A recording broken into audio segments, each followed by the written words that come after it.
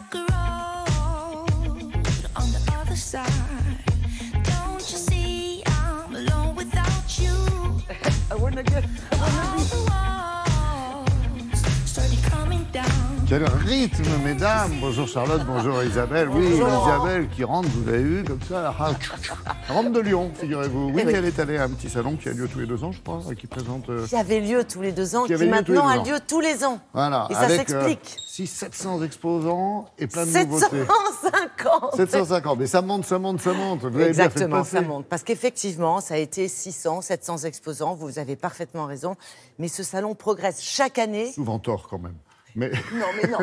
Progresse chaque année parce que la demande est là. Si on fait un petit point de la demande bio du côté des consommateurs, selon l'agence bio, 3/4 des Français ont consommé au moins une fois par mois bio en 2017. Et il faut savoir qu'en 2015, on était à 50% de la population consommant donc une fois par mois bio. Alors, donc oui, vous nous parlez c'est toujours une croissance à 2 chiffres. C'est ça. Dans le bio. Mais souvent, les salons, c'est les professionnels qui s'y intéressent. Mais justement, ce salon, Natexpo, qui vient de se dérouler à Lyon, c'est le salon international des professionnels du bio, donc réservé aux professionnels. Et tout l'intérêt pour nous, ça a été d'aller sur place pour vous montrer en avant-première les prochaines innovations qui correspondent évidemment à nos attentes. Parce qu'aujourd'hui, nos attentes, c'est des produits sains avant tout, avec de moins en moins d'additifs si possible, avec toujours un respect du bien-être animal si possible, des produits naturels, des produits bons pour la santé. C'est une demande qui est en train de devenir une tendance lourde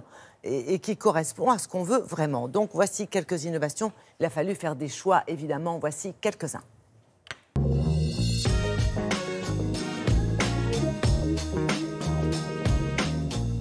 Les tendances dans l'alimentaire et qui sont peut-être un peu plus soutenues dans la bio, c'est tout ce qui tourne autour de consommer moins de viande.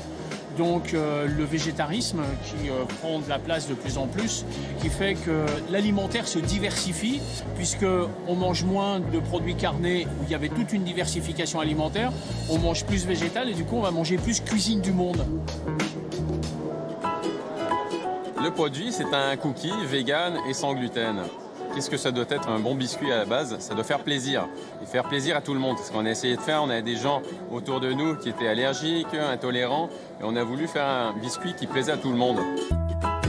On est parti sur de l'amande, de la noisette, des pépites de chocolat sans lécithine, sans additifs, de la farine de millet. Voilà, donc c'est vraiment la base de nos cookies. C'est une collection saisonnière et gourmande de crumble à base de légumineuses biologiques françaises. On travaille en respectant le rythme des saisons. Donc en fait, on travaille en fonction de l'arrivage des légumes et en fonction de ce que la nature produit. Avant d'être fabricant de produits alimentaires, on est passionné de cuisine, donc on fait comme vous faites chez vous, mais on le fait bien pour vous en fait.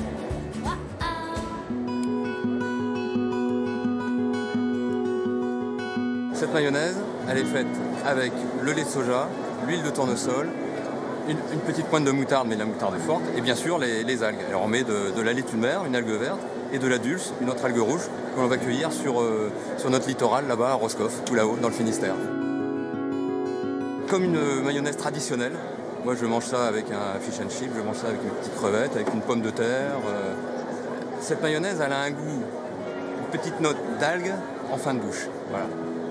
Ce qui fait que pour l'associer notamment avec le plateau de fruits de mer, c'est génial.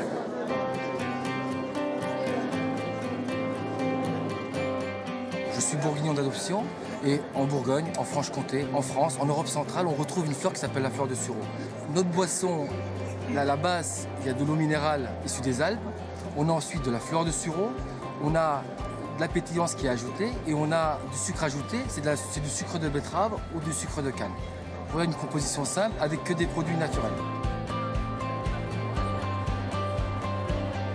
Moi, je considère que 2017, ça a été une année tournant, véritablement, et que maintenant, la bio, c'est un phénomène de société, puisqu'on a entre 17 et 20% de croissance du marché de la bio en France. On a dépassé les 8 milliards d'euros.